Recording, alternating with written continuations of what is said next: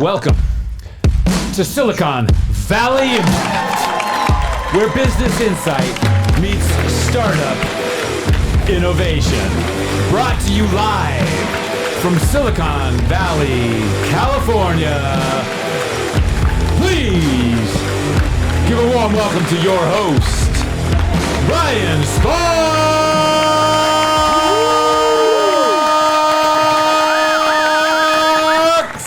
Get out the t-shirt launcher and it's into the crowd. Brian, well done. All right. Hey, Brian, how you doing? I'm doing good, Brian. You're looking sharp. You got the boot off. You're back in the boot off. thing. I'm walking like a normal person. I'm almost ready for the pickleball courts. I mean, I'm just maybe a mere 2 or 3 weeks away. Yeah. We have been keeping our audience abreast on Brian's injury. My broken foot. And they have been I know, waiting they've been on the edge of their seats. On the edge of the seat to see how this plays out. It's our cliffhanger. I'm curious, where were you on June 5th? Do you remember where you were on June 5th? June 5th? Oh, God. Yeah. I don't even remember what I had for breakfast. But Yeah. Okay, where was I June 5th? I don't know. But we got a big bump in listership. I was looking at stats the other day, and June 5th, it seemed like maybe you were out promoting the show or something happened. Possibly. Darnell, was that the day of the Red Bull event? I believe so. Yeah. That's good. Was that what it was? Hey, Okay. I just want to say, Brian, congratulations to you, seriously, for promoting the show and having it resonate with people. Yeah. I mean, that's really great. Well, we're doing something right. I don't know what it is. It's got to, well, I do know what it is. It's guests like we have today. It's rocking quality, high quality guests and amazing leadership. And I thank you for that, Brian, because it's definitely not coming from me. I think it's all the useless banter at the beginning of the show. That's what people tune in for. I know, it's all downhill. Yeah. All right. Anything else you need to announce? I was supposed to remind you not to forget something. Yeah, thanks, because Sure. me, my mind is like a steel trap, and I don't forget. Yeah, rusty old steel trap. All right, so June 24th over at Stack Ventures, we're having another speaker series. This one is particularly special because we have 3 investors coming out. We have Ed Dua. He is a principal at Tilden Capital. We have Bryce Gilliland. He is out of the Cal Innovation Fund 2. And Ryan Green. All these guys, I mean, Ed will be on the show, but all these guys have been on Silicon Valley Impact. Ryan Green of Antler, he'll be out there. So those 3 guys are going to be out there with our speaker series, the VIP Lunch and Learn. That's going to be Wednesday, June 24th. Also at Stack 1900 Broadway in the East Bay.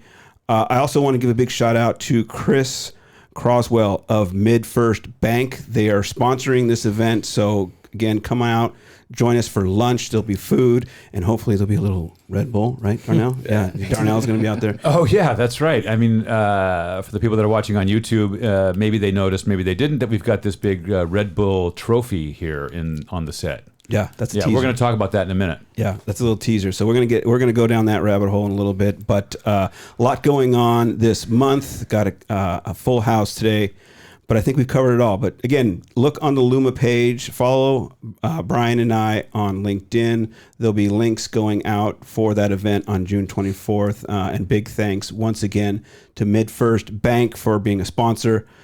And I think that's about it, Brian. Yeah. Great, perfect. And also, just since we're talking about subscribing, go ahead and hit that subscribe button right now. If you're listening on podcasts, or if you're watching on YouTube, please go ahead and hit that subscribe button right now.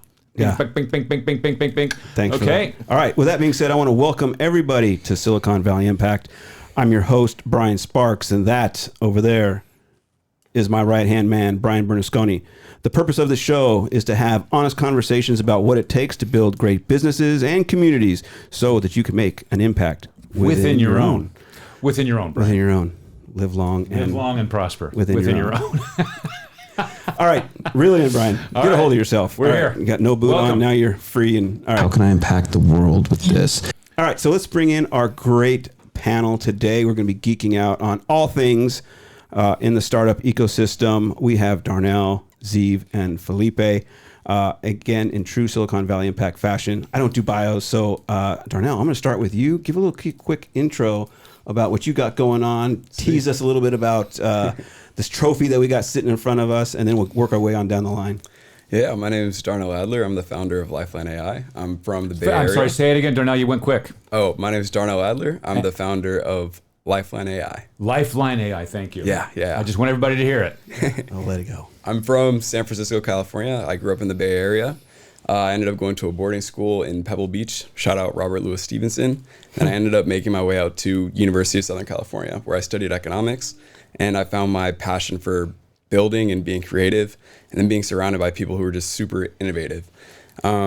Built many projects, and now I'm working on Lifeline AI, which is redesigning emergency reporting infrastructure and looking to become the global standard in how people can call for help and just make the world a safer place. Love it. I love it. Yeah. And what we're going to do as we move on with you and Ziv is allow you like 1 minute to give that official pitch so we can know a little bit more about what you're working on, because our audience is full of investors and potential partners, so they're going to want to know what you're working on. Do we want to know about the Red Bull Trophy thing? Yeah, no, hey, we're teasing. Oh, teasing okay, that right geez, now, I'm so eager. Yeah. I can't help myself. That's All the right, tease. carry on. All right, Ziv, good to see you, buddy.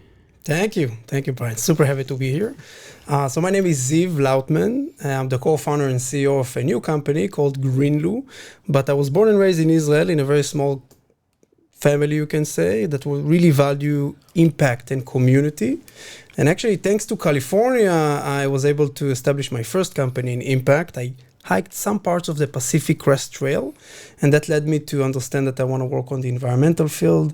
I went and studied environmental engineering at the Technion, which is the Israeli Institute of Technology, and I turned my thesis project into a company.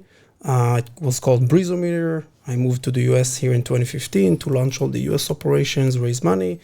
Long story short, the company got acquired by Google, and I found myself going back to school. I couldn't miss on the deep learning revolution.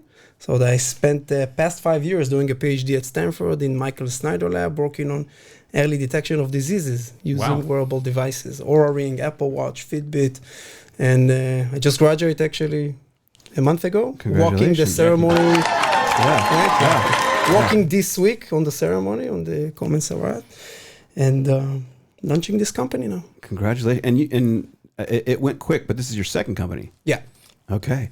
Well, we're going to do a deep dive into that, talk about wearables, because you got some cool stories. You and I have been talking, and how important it is to be really on top of your health and managing that. And you're really putting it back into the hands of the patient and what you're working on, what you're researching. Yes. So excited to hear about that.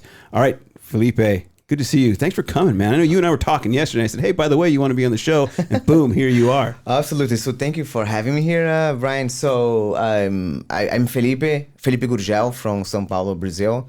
So basically, like I spent, 12 years as operator in startups in Brazil. One mainly call it a Well Hub. So it's a wellness marketplace for enterprises.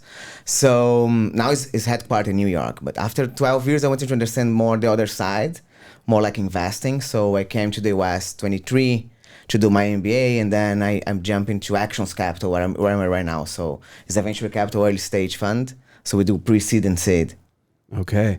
And you've got more energy than I think I've ever seen in a VC. I mean, you're always smiling, chatting, moving about, Stack, because for our listeners, you're at 1900 Broadway. Little plug over there for Stack Space and Bearing Capital. Amazing place. I recommend. Yeah, thanks. Love that. I love a case study in the room. It's really kind of do well. But anyway, thanks guys for being here. We're gonna have a lot of fun today, and because you all have so much experience from multiple perspectives, it should be a very rich conversation. So those of you in our audience, buckle up, get your wearable recording devices. That's for you, Ziv. Or your pen and paper ready, because you're going to get some insight from our guest today. Darnell, let's start with you, buddy. I mean, you've had a whirlwind experience over the last couple weeks, and once again, hey, congratulations for winning the Red Bull World Final pitch competition, right? Yeah. Tell us kind of how that went, and for those who are listening, talk about the what Red Bull did for you, and just jump in anywhere. I know you've got a lot to go with. Yeah. So initially, I actually didn't know what Red Bull Basement was. I didn't even know that there was a global innovation competition for students. I was playing club lacrosse at my university, and one of my team managers was also a Red Bull marketeer. And she was like, you have a great idea. I think you should apply. So I applied in the last 15 minutes on the last day, and I got a response back. So going to pitch on the national level and then getting to share my idea and meeting everybody was so cool. And then getting to do that on the global level where I can meet people from 40 different countries. And now I have friends in every place of the earth. How many times did you have to pitch? I mean, you talked about local, national, or regionals, and then global. Officially on stage twice. There were some videos before to get to the national level. They dropped down for like a selection funnel, but twice on stage. Yeah. Nice. And that was the final, and then was it just the regional? Yeah, so there was a national final where I believe there was 15 people. There was 24,000 applicants to get down to the 15. Oh. So then they brought 3 from the national level. I mean, that's a big number. Yeah. Yeah. And then from that 3, we were brought into the global final where we got to compete against 40 other countries. And I believe there was 140,000 applicants. So wow. Yeah. And how long did it take? Sorry? How long did it take from the beginning until? About I'd say a month and a half to maybe 2 months from application to now. From first application, hey, you need to sign up for this, to now, about 2 months. Wow, that's quick. So quick, for sure. So walk us through. You're here. The nationals, or excuse me, the global finals was just last week. Right. Maybe that was the bump, Brian, June 5th. Yeah, it has to be. It has to be. Okay. Yeah. So it was last week. Tell us about that experience, because first you guys were all on the floor. I remember coming around to your booth, and and again, big shout out to Red Bull. They brought me on their board selection team, so I got a chance to talk to you very quickly. I think I was running out of time, and I talked to you really quick, and I said, "Hey, do you want to be on the show? Because we're running out of time here. I love what you're doing." And you're like, "Yeah." And then when I saw him win, I'm like, "Oh man, this guy's going to be so busy. He's not going to be on the show." But bam, here you are. Yeah. Do you remember that? And I came up to you. Yeah. But so you're on the floor. It's in San Francisco. Beautiful venue. Pier 48. Doors were open. You had the giant stadium right there. Tell us about what that experience was like. Yeah, I mean, that day the emotions were flowing. I didn't really know what to say or think going into it. I just knew I was excited. I was excited to meet people from every different, I guess, part of the world. And there's everyone had different careers. It was really cool to see everybody. Mm-hmm. But I was definitely nervous. And I think that first conversation I had with the first person who came up during my demo, I think that all kind of just fell down. I was excited to speak about Lifeline AI. I was excited to speak to everyone. And yeah, I mean, that seeing your name on the leaderboard was one thing where it's like, okay, cool, people know what I'm building now. And then being able to go on stage for like the final 10, it was nerve-wracking, but you know. So just for those who, just real quick, what he's talking about, this leaderboard is there was rounds, right? So the gates opened up, people could come into the event. You guys the 40 of you were on the floor, and in the middle there was this digital display, real big, almost like a stadium, right? Yeah. And what would start to emerge were the names of all the startups, and not the judges. Like, so I think there was 12 of us, 15 of us, but the people who were attending were voting, Brian, in real time. Oh, kind of a American Idol style. Yeah, as in real time. And when I visited you, I think you were like number 4. Yeah.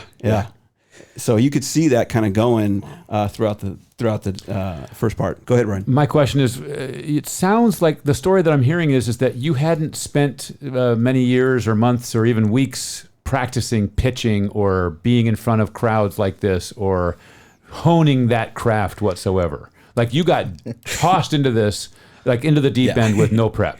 Yeah, that was actually, the national level was my first time actually pitching. So, I mean, if I did okay, I hope so. I mean, well, you won, didn't you? I think you did okay. I'm not sure. Yeah, I'm no genius, but I think that means you did okay. All right, so you got picked in the top 10, and you won the People's Choice, and then you got to the big stage, and that kind of was unveiled in the second part of the event. Yeah. There's this huge auditorium, brilliant stage. I mean, big leagues. I mean, real Red Bull style. Yeah. You went up there. What number did you pitch? I was last. You went dead last. Okay. Yeah. And now this is where I'm going to let you do a 1 minute pitch. Tell us a little. We're getting the 1 minute pitch. We're going to get the 1 minute pitch because we're going to hear Ziv's as well. But I think this is a good timing. So you went dead last. What I really think is actually the home field advantage. Yeah. What was it like as they called your name? You took the stage. You looked at the sea of people. The lights were down. I'll say I was nervous, so nervous. It was really my second time pitching. In the backstage, I was freaking out. I lost all the lines that I was meaning to say. Why am I here? Yeah, why am I here? But once I got out there, you know, the lights were bright. You couldn't really see everybody. I did hear a USA, USA, USA in the background, which, you know, I felt the support. No more pressure. No more pressure. You know, the game was on. So, you know, getting to share what I was passionate about and what I've been building to so many people it's the best feeling. So tell us about it. Yeah. So what I'm building is basically a personal safety tool that allows anyone to trigger a silent SOS without ever taking their phone out of their pocket. So no one around you can hear it, no one around you sees it, and everything that you get in a police report can get delivered to who you need, like your friends or even emergency responders, in a matter of seconds. So situational information, anything that's happening in the environment, as well as just basic information that you need to act. So, love it. Go ahead, Brian. Well, we were going to learn this. How does that work? You said not touching your phone, not taking your phone out of your pocket. I need to know the connection between me thinking there's a problem and somehow the emergency service is being notified. So you actually do need to touch your phone. The whole idea is that you don't need to take your phone out of your pocket so anyone notices. For example, like if you have a daughter on a date with someone who might be acting a little weird, she might not be able to text her friend or even text you like, please come get me, I need help, because they might notice and I might escalate that situation. And at that, she definitely can't call the police and say, I need help.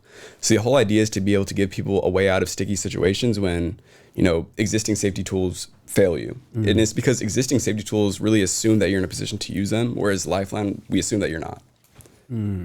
Good stuff. Love it. And we'll ask a little bit more questions, but again, you ended up, they ranked everybody. The judges went and deliberated. They gave the top 5 or whatever the number was and started whittling down, didn't hear your name.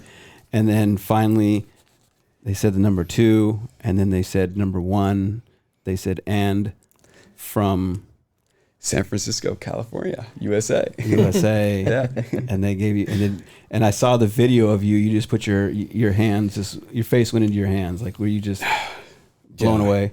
I was blown away. I didn't have the words at all, and I probably still don't. Yeah, incredible feeling. It was really a Super Bowl winning moment, the way they set it up, and you went up there and the confetti's falling down, and of course, again, Red Bull always does it big, and they pulled out all the stops for you guys. So I saw you up there for probably an hour taking pictures. Yeah. There was a lot of cameras. It was awesome. Well, once again, we'll talk a little bit more about it, but congratulations. Thank you. Going to learn more about what's next for you as we press on in the show. But Ziv, I'm going to pass the mic to you, and I want to hear definitely about what you're working on. I know this is company number 2 for you. What is different from this company compared to your journey the first time? Oh, it's a great question. I don't know where it comes from. It just came to me right now. I don't know. Yeah. You just got lucky on this one. Yeah, I got lucky. Being a second-time founder, you made so many mistakes on the first one, so you learned a ton. To me, maybe the number one thing is now I'm starting the company with a very, very good friend, somebody I've known for almost 15 years. We've been advising each other. We trust each other. Our families are friends. It's a very deep connection. My first company, I actually didn't know the founders too well. We were just people who were kind of in the same university, but we didn't really interact with each other too much. So he wasn't a part of the first startup? No. Okay, so this is a fresh team. Yeah, it's a fresh team. Well, I am bringing a few people. Actually, today we're signing. Okay, that's a good sign. Yeah, we are bringing some people that I worked with and which I love. But no, he was mainly advising on the side. Okay. And so tell us a little bit about what it is, because you've done your research in the wearable space, and I definitely want you to weave in the story you were telling me about why it's so important to have these devices on you to stay on top of, how your health may be fluctuating. So when you think about our bodies compared to, let's say, a car, okay, even our car, we have a dashboard, you see a red light popping or an orange, something is wrong. We still don't have it in our body. What we do have is we feel pain or something, you feel that you don't feel so well. And then by then it might be a bit too late. You want to catch things very early before the pain starts, the symptom starts. And wearable devices are kind of this, well, I don't want to oversell them, but for now, they have a very good ability to track our physiology in a very high resolution. You think about it. You know, we have a watch, or if you have a ring, or whatever you have, it's on you, usually 24/7. You only leave it a bit to charge. It tracks you through your sleep, through your everyday. And they got into a very good accuracy these days, and the resolution which they're recording is becoming higher, meaning they record every 5 seconds or every 5 minutes, your heart rate, your heart rate variability, your temperature, how much oxygen you have in your blood, even the way you walk. Okay, double support time, how much you use each leg, how fast are you walking, how is your walking asymmetry. Some of them do it together, obviously, with the phone, not only with the watch. So in my PhD, I learned that, wow, these devices can actually pick up diseases even a year before you see any symptoms. I'll give you the most obvious, maybe or not obvious, one of the early examples, which was not here, was the first real big early disease detection came through COVID.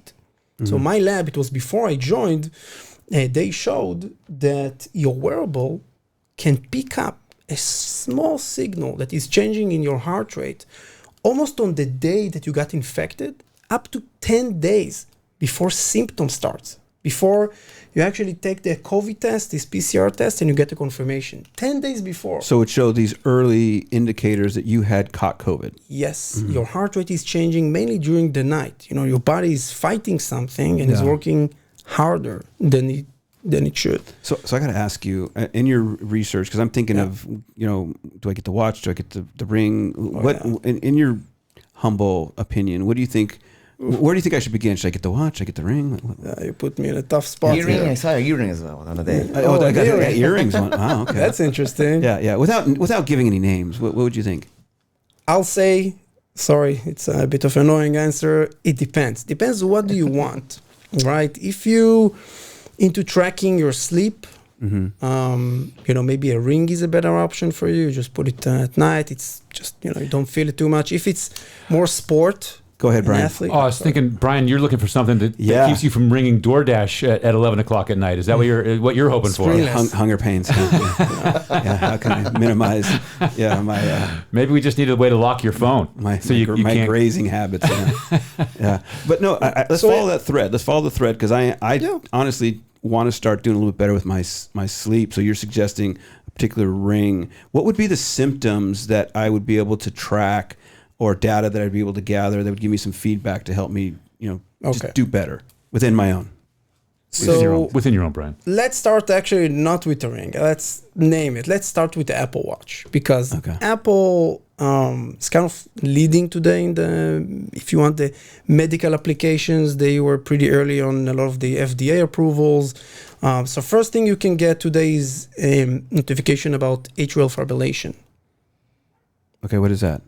So it's when your heart... Asking for a friend, of course. Oh, yeah. So I have a couple of friends already that detected this exact symptom using with their Apple Watch. Okay. They got early warnings from the Apple Watch that they had this fibrillation. Irregular heartbeats. Basically, your heart heartbeat. is not beating as it should be.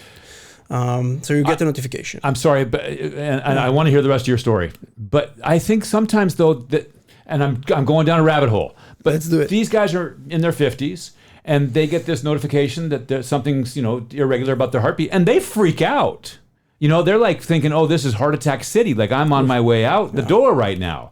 And I don't know if that's necessarily helpful in every situation. Yeah, it's not the $1 million question, but it's a gold question about how much you should alert a person and causing maybe anxiety and cause maybe other symptoms rising versus the need to know before it's too late. Because I have a story when it was too late. We can get to that. Yeah, let's talk about this. So I do have a story. I want to hear it specifically, so our audience knows specifically what you're working on. But I think the story is great. So let's dive into that. Yeah, fair. We'll do that, and then I think I hear someone knocking at the door, so we'll get to that in a minute. Not the real door, right? Fair. Okay. Wink, wink. All right. And then when we come back from the add, Felipe, I want you to give the feedback on what you think of these startups and what you consider as fun. Are we doing this now? No. I'm just okay. kind of giving I'm foreshadowing here. Yeah, great. But tell us the story that you're going to say, and then, of course, a little specifically about what you're working on. Okay, so during my PhD, pretty much in the midst of my PhD, I was working with he became a very good friend. He was a medical doctor at Stanford. And, one bright day, he just finished his 530th Peloton ride. Finished the ride, went to drink his shake, and collapsed on the floor and died. And he was in his 70s, but in fantastic shape. And his family was very courageous and very giving and very open, and they donate all his wearable data. He had an Oura Ring and an Apple Watch, and also all his medical records to me and the lab. And when I analyzed all his data, you could see very clearly. I didn't even have to apply any deep learning model algorithms or very sophisticated statistical models to see that the signal was there even 6 months before he died. There was a complete step change in his heart rate, in his heart rate variability, in his sleeping. By the way, his deep sleep, for example, completely collapsed. He used to sleep, let's say, like an hour of deep sleep a night. Suddenly it's 20 minutes. Wow. So that's a signal that you can get, okay, my autonomous nervous system, something is happening. His gait change and so much more. So it really showed me, his death was 100% could have been prevented. 100%. So this is So when it's really inspired me. Yeah, that threw me off. I thought she was crying. Okay, but this is where you then came in and came up with your idea. Yeah, it's where, reality meets you. In the PhD you work on a lot of data and, things are like Excel or, just big data stuff. Not Excel, actually, more like pandas data frames. But and then suddenly reality hits you in the face. Mm-hmm. And it connects with another story that I start to see that my parents are struggling with their health. They keep asking me about, what do you think about this doctor? What should I ask the cardiologist? After the doctor visit, they're not sure that they understand the instructions. They didn't want to feel stupid and asking questions, so they kept asking me all the time for medical advice. And well, that's when you got a doctor in the family, I think it's a little bit more comfortable. But go ahead. So they think now that I'm a doctor, okay? They think I can give advice. I'm not a medical doctor. But that's really inspired us to build Greenloo, which is a kind of a chief of staff to help you as an adult child better help your parents manage their health. Yeah, so that's remarkable. I love it. We're going to talk a little bit more about it. But Brian, I hear someone knocking at the door. Oh yeah, the metaphorical knocking at the door. Yeah. I just want to say, Brian, real quick here that talent, of course, talent is your biggest competitive advantage. Do you know this, Brian? Tell me more. Yeah, but listen, it's only if you hire right. It is crucial that you hire the right talent, and this is Moralis HR's mission in life. It's a human-centered recruiting executive search firm built for today's demands, delivering curated results, high-quality talent, and delivering those things when it matters most.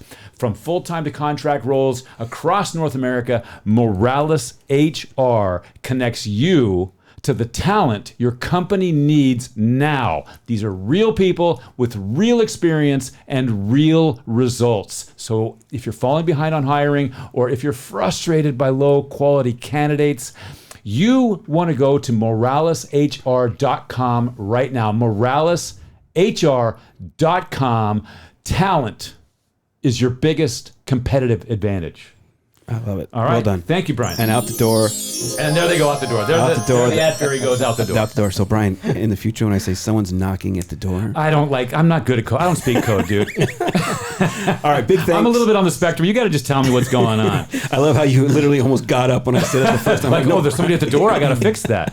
All right, big thanks to Shelly Moralis over at Moralis HR for her partnership. She is passionate about talent and just a great human being. So connect with them if you are looking for the best of the best. She's an incredible connector as well, and just a great person to know. I'm going to connect you guys all with her. She's a great connector. So not only does she have a great company, but she's great, like I said, great person, great ecosystem. And so we're talking back to the show, Brian. Yeah, we're talking with some remarkable startups. We're here doing a deep dive on Ziv's idea. We're also talking with Darnell.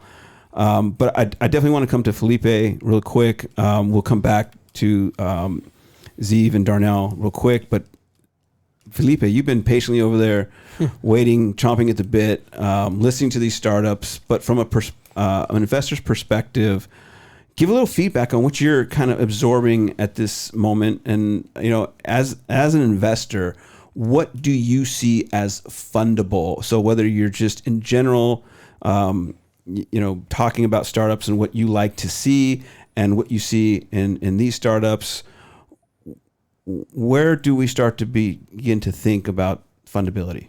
Absolutely. So I think let's start with them. But I think Ziv, it comes really in a fit where everyone is talking about. Like right now, that's longevity. So the tease about longevity is being really hot topic, right? So everyone wants to live longer and then with better, quality of life. And I think the wearable actually, it's essentially information, data that you can work on it to prevent and then to work on the longevity. One point that he mentions, like I'm still working on the anxiety part because I do the wearables and then say you had a very bad sleep today. Your day is going to be bad, and then my day is going to be your bad. heart's going up. And I don't like this part. I agree with you. It's real. Part, and then it's but I think it's a tremendous path that you are taking on it. On Darnell as well, like safety. I think they did. I want to dig more. I want to understand more how you're going to do this signs and then how we want to do that. But it's your path is amazing. I think what you are doing, it's a very interesting point of especially when you think like about cities, about like public policies. I think it's something that would be amazing. On the point of fundability, I think right now we are in inflection point, especially in venture capitals, that product is not more like a huge moat, the way you build a product. It's more like distribution, right? So how you're going to distribute your product, how you're going to get your clients, how you're going to scale this fast, and then more, the traction is going to be really well. So I think it's a unique moment as a venture capital. So just to break that down for our audience really quick, because what you're saying, I'm eye to eye with you on that one. It's really speed to market is huge. And last week we had a great show. So for those of you listening this week, go back to last week's show.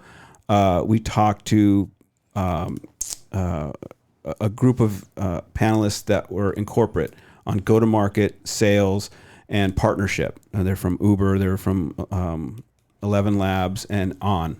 AON, if I'm saying that right, On. And we did Take the Water Bottle to Market. And they were talking about the importance of speed and how to distribute from their perspective in Fortune 500 companies. But what have you seen in this inflection point that is working for these early stage startups? If you haven't, we can just geek out on this, kind of like what your guys' strategy is at this point. I really think we don't know what 6 months will look from now in terms of AI and technology. So going to market very quickly is important, and then possibly partnering with a bigger company and getting acquired quicker. But what are you seeing in terms of speed and distribution that is effective? And then I'm going to come to you guys and we can geek out on this go to market and distribution strategy. I think the startup that I've seen that it's the traction is doing really well. They do let's divide it into topics. The first one is like they do the directly to market really well, so they know how to sell their product. But most of it, a lot of startups don't know how to do partnerships and channels.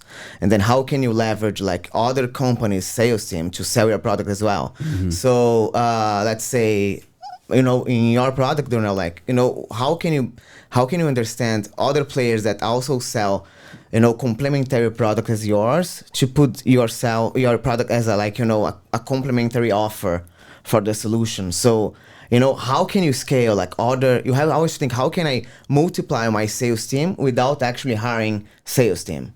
Right. Mm-hmm. Yeah. I love it. Go ahead. I see there's something on the tip of your tongue. Yeah, I think about your question, what's different between the first company to this and AI, the speed, everything is running fast. Mm-hmm. Okay, like really, really fast. From investors that are, everyone are expecting you to answer so fast because you have the tools today and you can do things faster to customers and partnerships and marketing, and you can do just so much yourself. It's very fun to start a company these days, but also I think a bit more stressful because you need to be fast. And I think it's different. I mean, in terms of this partnership and going to market, I think what you were saying earlier, Felipe, about your connection to your market.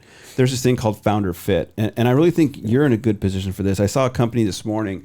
I started following them. So this is a shameless plug to them. It's called Split.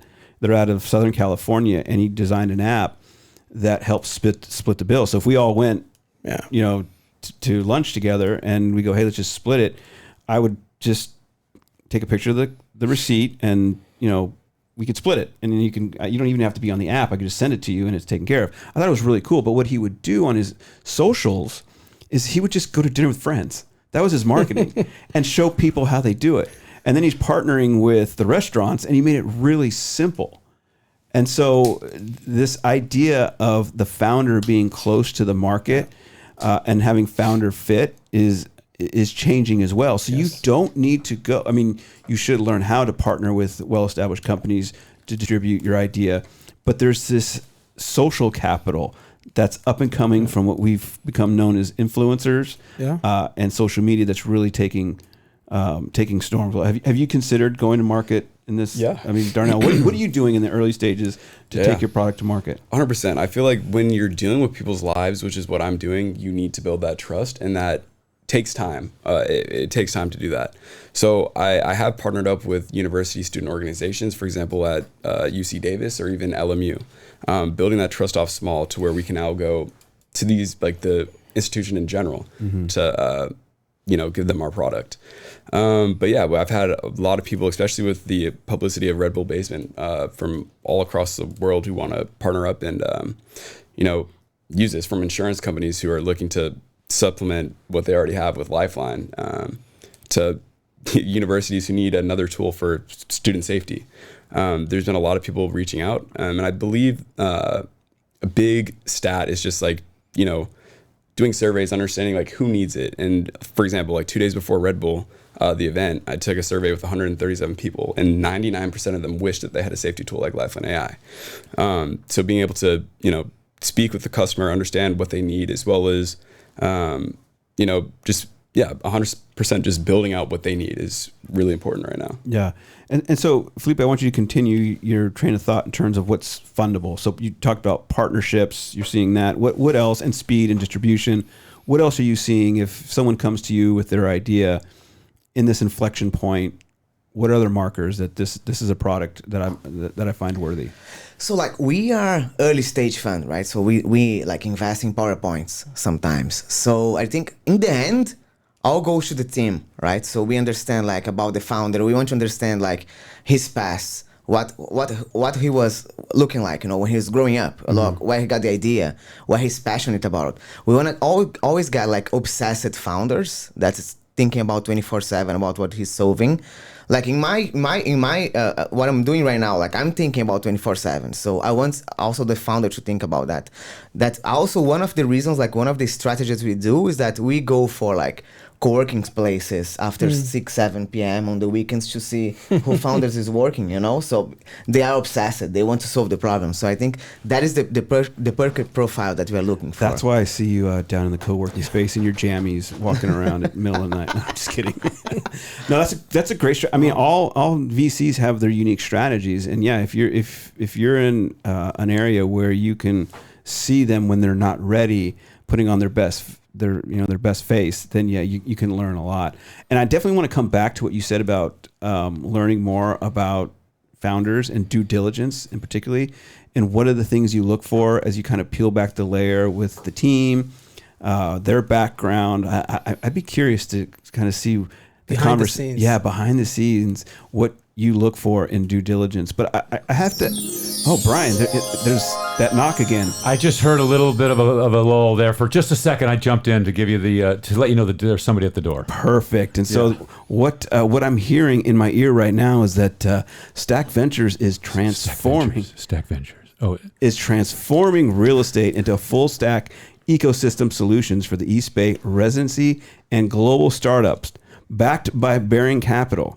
Located in the heart of uptown Oakland at 1900 Broadway and 1950 Franklin, Stack Space has 2 towers.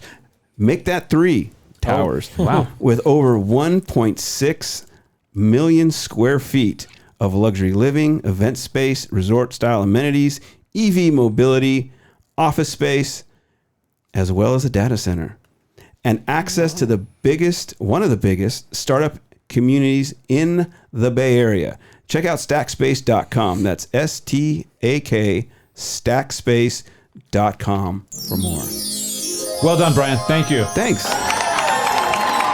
Trusty little ad fairy is out the door. All right. What were we talking about? Why are we Oh, here? did I really? I'm sorry. I apologize. All right. No. Well, here's the question.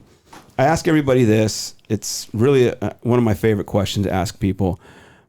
What do you love about what you're building or what you're doing? And so we're all in the investment space, the builder space, subject matter. What is it that you love about what we're doing? And Ziv, I'll start with you. So as I said, I don't know why, but again, my family was always focused on impact, and I just really enjoy the aspect of knowing that you're touching people's lives. It was always that for me. I'm a very communal person. I have a very big community of friends and family, and that's what motivates me. I'm waking up in the morning and knowing, that you're doing important work that helps people. Yeah. Make this world a better place, really, not as a cliche. It's fulfilling, right? Yeah. In doing something like that. Darnell, same question. I may have asked you this, at the Red Bull event, but at this stage of your life, your company, what is it about what you're building that you love? Yeah, just same piece. You get to touch people's lives. And I mean, with what I'm building right now, initially, or what I can say is, as from a guy's perspective, you never really have to think about your own personal safety. But when something bad happens to someone that you love, it hits different, And then realizing that it's a global issue and that people have to deal with safety and dangerous situations all the time, realizing that there needs to be a solution, and knowing that I'm the one that can build a solution, it drives me every day. Yeah. So speaking to people, running the surveys, and still understanding this is a huge issue. There needs to be change, and that's what's driving me every day. And now with the funding and being able to have the resources, now I'm going at it even harder. So It definitely gives you a sense of humility that you're creating something bigger than yourself, right? And you do start to feel a bigger stake in confidence and your mission, and that you're doing what you were put here on earth to do. So there truly is no greater feeling than that. Same question for you, Felipe. You've been doing this for a while from different perspectives. What's kept you in the game, shifting around, and to this point, what is it that you love so much about it? I think one point that you said, like the humility, it's more, I feel that I'm not smart at all, It's the constant You feeling, and me, brother. Yeah. that you have the constant feeling of you are getting smarter every day, piece by piece, because I meet 300, 200 founders per quarter, I think, more or less. And with every 30 minutes, 45, I get smarter. I'm learning something from him, and then he's teaching me something, and then we exchange. It's a fantastic path where you get smarter every day. So I think it's the constant feeling that is a position that you can get smarter, and the feeling that you are not smart. It's you have to be very humble. You don't know anything about what he's doing. You have maybe you have a very small piece of what he's doing. Yeah. Well, I got to ask the follow-up question. Brian, you got something? I got 2 things, but I want you to go first. Okay, so what comes to mind is obviously we've fallen in love with this game, and our listeners do the same. And it builds out ecosystems, creates friendships, you create buildings, you make an impact. It's an amazing life that we're living. But what introduced you to this? Was it you were in a family that was building? Was there a mentor? Did you watch Shark Tank? What was it that really led you guys down this path? And Darnell, I'll start with you this time. What was kind of your genesis moment? Yeah, I think my entire life I've kind of realized the standard for how you should, for example, going to class and wanting to get the good grades and having to do the homework. Obviously do that, but I found my passion in building, whether that was Lincoln blocks or, drawing or building Legos. I've always loved being creative. They still have Lincoln Logs? They had it in my school. They still have? Okay. Good Yeah. to know. All right. Didn't make me feel old on that one. Good to know. Go ahead. But yeah, I mean, I think just growing up and realizing that you can create change in the world and, you know, just using your own tool set, like learning, being creative and meeting people around you who are also innovative and just being surrounded by just great people. And then now, like, we're both building things that could really change people's lives. And that passion, it stays with you. And I feel like that is something that is going to drive us and, you know, help us be successful and then just make the world a better place. So I want to give this to parents. When you give your child something that cultivates creativity other than a screen, you get this. And so this opportunity to play more, to get outside, to engage in community. And I ran into a few people at the Red Bull startup pitch event that were creating apps and programs to get people engaging into community more. So just a small little public service announcement by you, Darnell, about, you know, getting involved in creative activities that cultivate the spirit. So I'm glad to hear that as a parent and a new parent for you, Felipe, as well. Oh yeah, congratulations. Yeah. Thank you. Congrats. But Ziv, same question for you. What was kind of the beginning for you? So it's funny, you know, I never thought of myself as an entrepreneur. In fact, I didn't even know the meaning of the word. Okay, at the beginning, when I started my first company, people were calling me, "Oh, so you're an entrepreneur." And it took me a few weeks to go and Google this. You know, I couldn't even write it as as it should. But I was always, as in my personality, I'm very, you know, outgoing person. So I was always kind of in the leadership position, student associations, and you know, Boy Scouts and that kind of thing. So they're solving problems in those. Yeah, I was positions. always in solving problems. And if you go back to family, I think what really drove me from probably when I was born, my parents really believed in me. Like, and I came with crazy ideas every day at home. They're like, okay, do it. They rarely restrained me, and they always gave me the feeling that I'm the best, that they trust me and go for it. Like, they never held me back or try to pull me from things. And I keep thinking about it a lot now that I'm raising my own kids, how to just believe in them.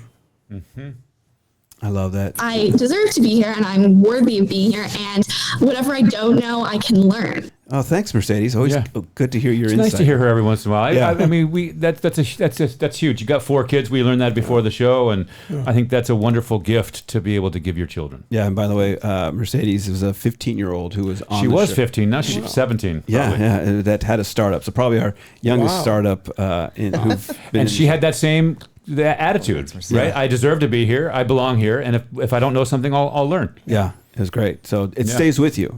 So again, same question, Felipe, for you. Where was the beginning for you? I think you know, it's growing up like in Brazil. I think it's very different from like US and Israel.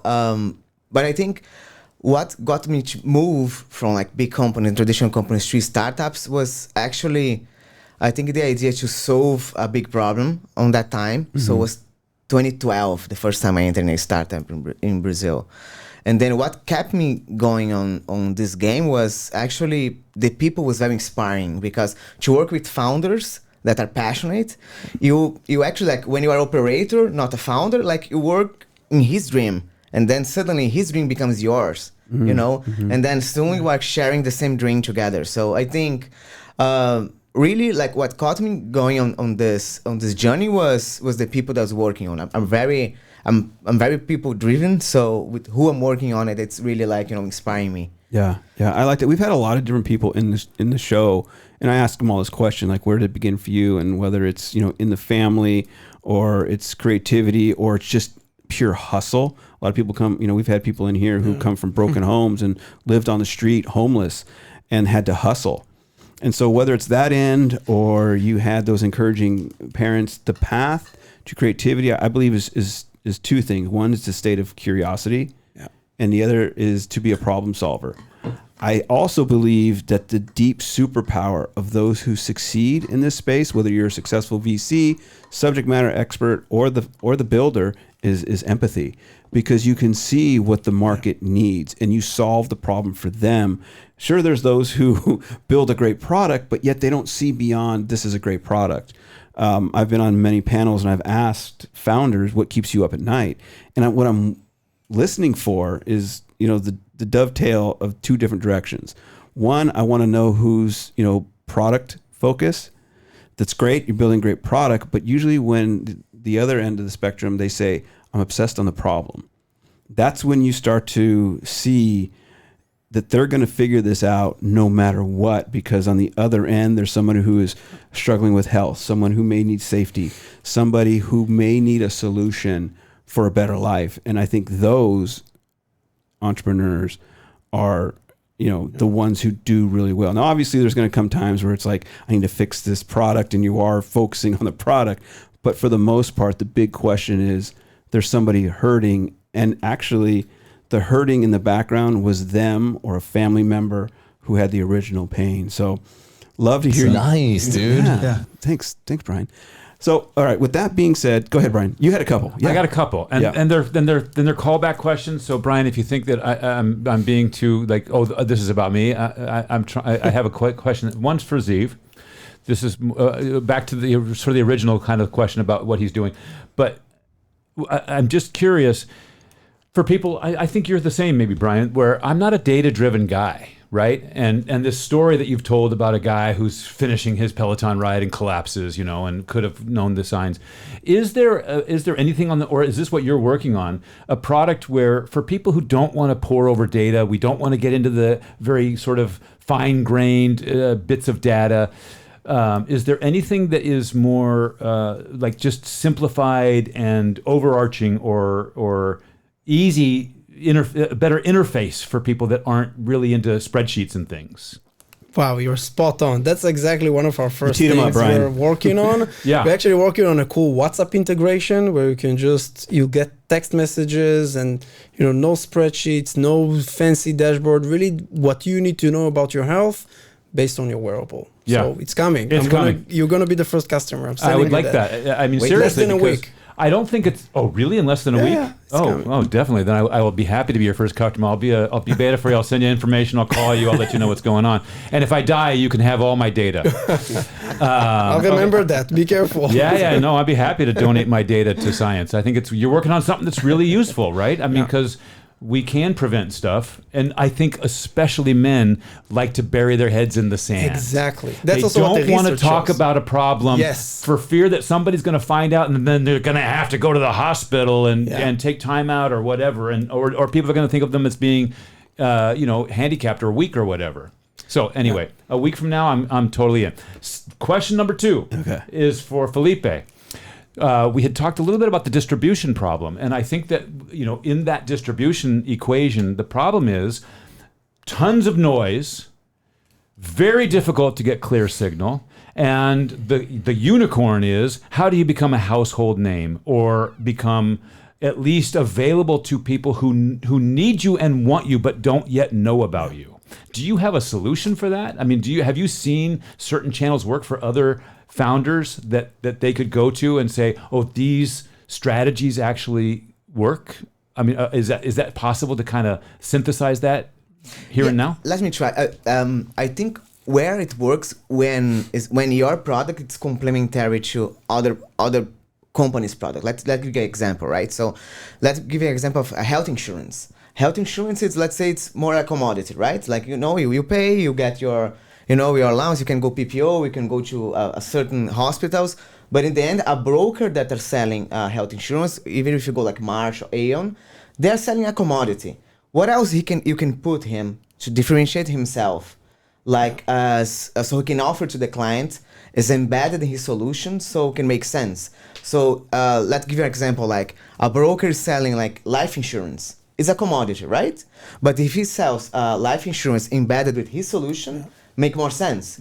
So he comes to the company like, if you buy from me, I'm going to offer this life insurance plus his solution together.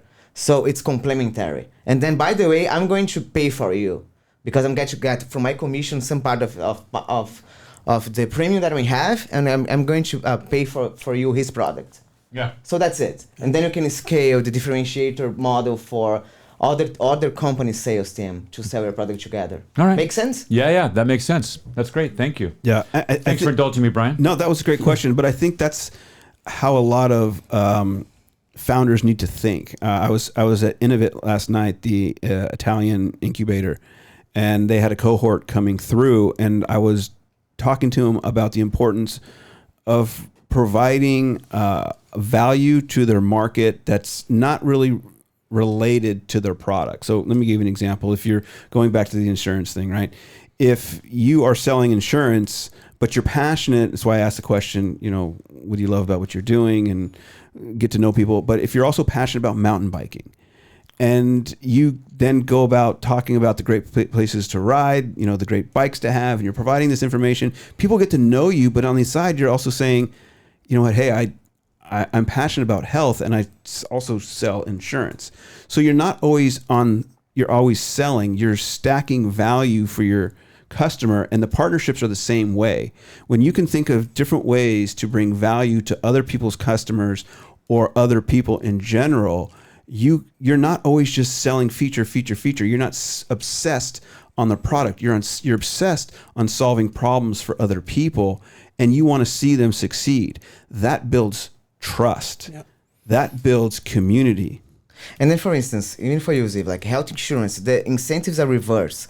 More you use, less money they make. Yeah. So your product goes in fit. If they go there and put your product together, people are be aware they're going to use less. Yeah. They're going to make more money. Yeah.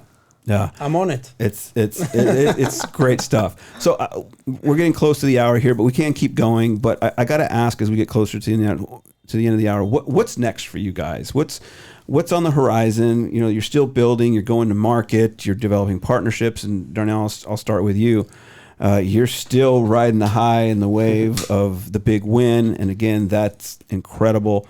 But what's next? What's the next play for you? Yeah, for sure. Going to market and starting off with these student organizations, building that trust is really important. And that is what I'm really honing in on and focusing to, build our consumer base. Mm-hmm. Okay. Well, I want you to come on down to Stack, man. I'll give you some free days to hang out down there. Felipe's down there, and there's a great ecosystem. So, I know it's right in your neck of your woods. That was okay. Fun fact, Brian. Yeah, what is it? What is it? Tell us. Do tell. Darnell's in Oakland. Yeah. Yeah. Yeah, that's where we are. So small world. Anyway, enough of that. Okay. All right. Thank you, Brian. All right. Ziv, what's next for you? Well, I'm in full building mode. We just launched the company less than a month ago, pre-seed, and now, talking to so many customers and partners, a lot of B2B conversation just this morning. That's what I did. And I'm actually obsessed on the problem. So we're talking a lot with consumers and speaking with adult childs, managing parents' health, and kind of really the struggles that people are going through.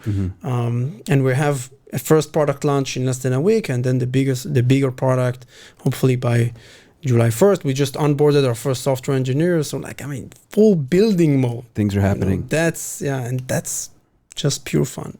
Okay, I love that is definitely exciting. And you're based in Palo Alto, right? Yeah, we're based in Palo Alto. Okay. Exactly. Stay close to Stanford. It's hard to leave. Good resource. Yeah, good watering hole there. Good folks. All right, Felipe, you're part of the fund, actively investing. What's next for you? We are actively investing. So if you have a good idea, please send me an email on LinkedIn or my own email. I think you're going to share the contacts maybe. Yeah. Please, we are up for a chat. So that's it. So real quick, I didn't give you that opportunity to share your thesis. We just kind of launched into, hey, give the feedback. But what kind of companies are you looking for? What size checks? What's that space? What's your thesis? Real quick. So we do pre-seed and seed industrials like robotics, manufacturing. We do healthcare, a lot of healthcare, and we do fintech, financial services. Okay. And is that your wheelhouse? It's our wheelhouse. That's it. Yeah. Another question I love asking is, I'm going to ask you, Felipe, if I had a TED Talk space for you in the next 5 minutes, what would you talk about? What would just be your go-to topic? Anything. It could be anything. It could be talking about water. First question. TikTok. TikTok? What you said? What? Sorry. Oh, TED Talk. TED Talk. Oh, that's a good one, huh? Do you have a hobby? What is it you love to do? Right now, Yeah. I think I'm passionate about, my daughter was just born 15 days, so I'm really delving into like the baby thing. So I thought you were think going to say sleep. I thought you were going to say sleep. I wouldn't say sleep, but I mean, I'm learning about, how to be, I think in the end I want to be a good dad, a good son for my mom, a good friend, Yeah. and a good husband. That's it. I'm learning right now to be a good dad. Yeah. There are questions that I ask people that just never fail to bring a smile to people's face. Yeah. And I ask these questions of all my guests because I know being in this space requires skillful networking. And I ask these questions routinely, not only in this room, but I also ask these questions when I'm networking. Because you'll see when we go, and I'm speaking to you in the audience out there, those of you who go to events and look to build connection, running up to an investor and whipping out your pitch deck isn't really the way to build trust and connections. It's asking these questions about why do you love doing what you're doing? Hey, what's next for you? If I had a TED talk, what would you talk about? Anything. When you build that relationship, you build trust, and you're more likely to do business with people and develop a long-term relationship. And it's not just when you need something. Always, again, this is to my audience, always be building relationships. You may be building a company, but never stop building relationships. So these are questions intended for that because, again, the prerequisite for anyone being on my show is you got to be cool. So I want to get to know you guys a little bit. So that's a good way. That's why I ask those questions. Love that. Being a better person, being a better man. And to me, as somebody who's in this space, what I hear is that goes to founder fit or investor fit.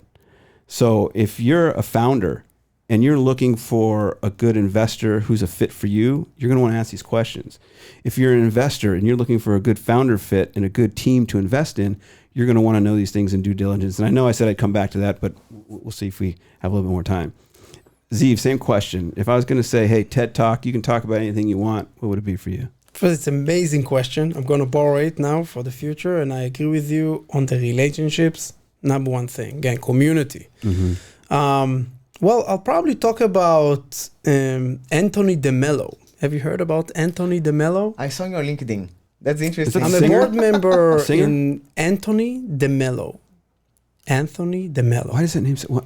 He wrote an incredible book, many of them, called Awareness, that I fell in love with. I fell in love with this book so much that I became a board member at his Center of Spiritual Exchange, and he died in the 80s. Oh, okay. He was a rare combination of a Jesuit priest, a psychotherapist. He had a clinic in LA, and a church in Chicago and in New York, and he was also a Buddhist.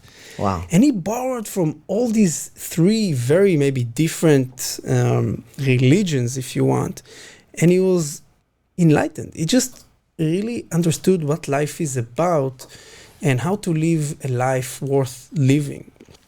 And a lot about, obviously, awareness and introspective and relationships with people and really listening to yourself and observing your emotions. And I found this book to be really a must read. And I brought here a copy for you. Did you? Yeah. Oh, you're amazing. It's called what, Brian? You got it back there. Awareness. Awareness. The other one. I love books like this. Yeah. So your version, if I was going to name your TED Talk, would probably be connected. A little bit variation, but you love this idea of being connected within, connecting to others, and connected to what you do. Yes. I love that. So I'm definitely going to read that book.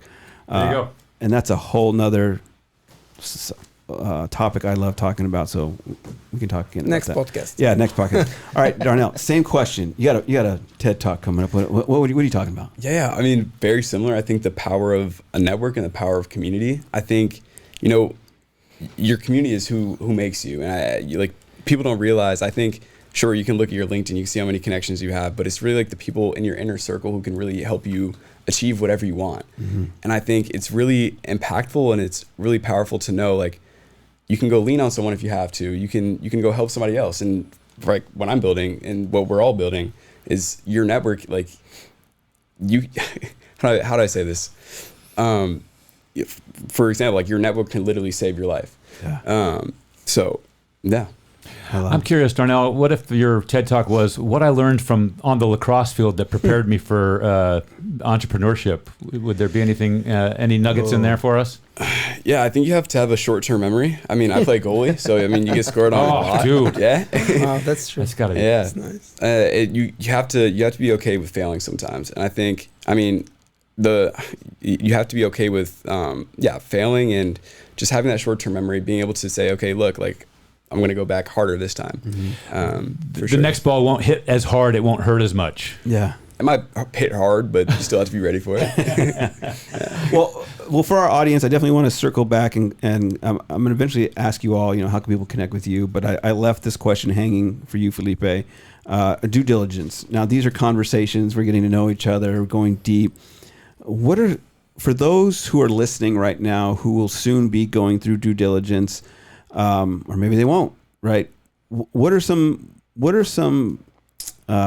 areas that investors look at that are really unexpected from your perspective? Like, in my perspective, is like when everything is good, everyone behaves really well. When a startup just got funded, everyone is happy, the founder is happy. But the point is that when everything goes bad and then doesn't work, how he's going to behave. So our diligence is more to understand, like, people who he worked with and then who answers to him, or he was his former bosses in previous companies or in previous experiences, how his behave was when he was like, in a bad position.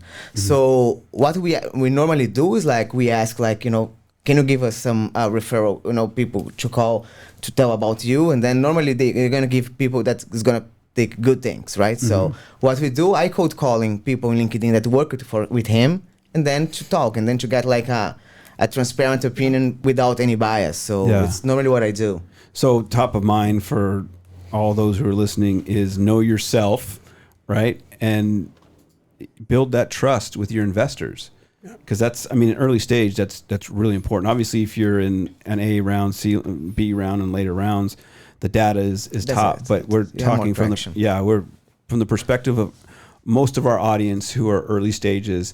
Founder fit, character, who you are, is key. All right, I love it. Well, last question for all of you, and Felipe, because you have the mic, I'll start with you. How can people connect with you? You can get me on LinkedIn. Felipe Gurgel, or email philip@actions.capital. I love how you say that. I will spell it for everybody. So here. And go ahead. Yeah. So that information will all be on in our show notes. Absolutely, Brian. Yeah. No, I was saying I thought you were going to spell it right now, like out loud, but it'll be in the show notes. I was thinking earlier when we were talking about entrepreneurship. I just wanted to hear you spell it. I wanted to hear you go for it.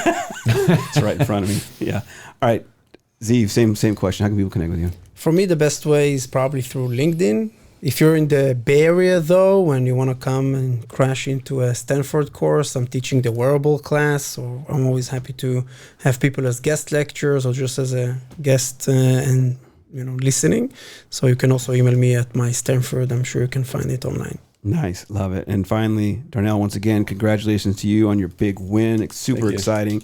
Looking forward to seeing you on the 24th at Stack for our speaker series. And once again, I want to thank MidFirst Bank and Chris for sponsoring that. But how can people connect with you, not only at Stack, but in the future? Definitely. My LinkedIn is Darnell Adler. And then as well on Instagram, lifeline.so. So nice. All right. Well, once again, I want to remind everybody, June 24th, 12 p.m. at Stack, we will have Ed Dua, Bryce Gilliland, and Ryan Green giving a talk about what it looks like to be fundable and chatting more about all things startup. So I hope to see you guys there at Stack. And once again, thanks to MidFirst Bank for being there. Brian, thanks for you being here. Oh, thank you, Brian. It's my pleasure. Nice to see you guys. Thank you so much. Good seeing everybody. We'll see you all again really soon. Stay safe.